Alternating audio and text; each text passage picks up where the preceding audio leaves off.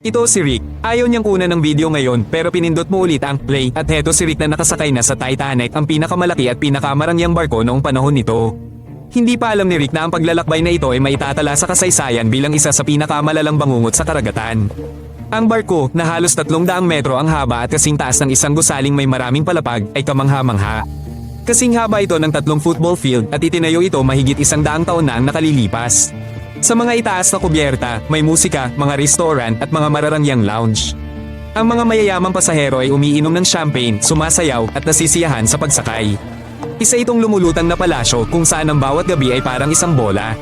Si Rick, syempre, ay wala roon.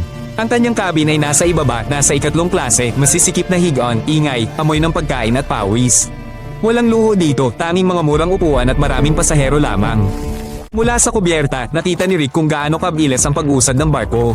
Sa paghahanap ng mga record, hindi bumagal ang kapitan sa kabila ng mga babala tungkol sa mga iceberg. Ang kumpiyansa sa hindi paglubog ng barko ay nagpakalma sa lahat, ngunit bigla, sa gabi, isang mahinang palabog ang narinig. Isang iceberg ang kumiskis sa gilid ng Titanic na nagbukas ng mahabang butas sa katawan ng barko. Nagising si Rick at ang sahig sa ilalim ng kanyang mga paa ay nagsimulang kumiling.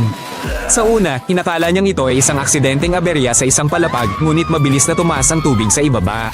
Nataranta ang mga tao at tumakbo sa mga pasilyo. Para sa mga pasaherong nasa 2nd klase, maraming pinto ang nananatiling sarado at hindi sila makatakas. Mayroong mahigit 2,200 tao na nakasakay, kabilang ang mga pasahero at tripulante. Ngunit sapat lamang ang espasyo sa mga lifeboat para sa kalahati sa kanila. Hindi maiiwasan ang sakuna. Sinugod ni Rick ang karamihan at lumabas sa ibabaw, ngunit nawalan siya ng oras at ang mga lifeboat ay ibinababa na sa dagat. Sa itaas na kubyerta, tumutugtog pa rin ang orkestra at hindi alam ng mga eleganteng babaeng nakadamit ang laki ng panganib. Sa puntong ito, nagsimula na ang mga unang pagkamatay na nalunod sa kanilang mga cabin. Ang malungkot na katotohanan ay ang mga bulkhead ng hull ay hindi umabot hanggang sa itaas. Tumagas ang tubig mula sa isang kompartamento patungo sa isa pa at ang barko ay napahamak kahit na tila hindi lumulubog. Panoorin ang buong episode sa YouTube channel na ito si Rick.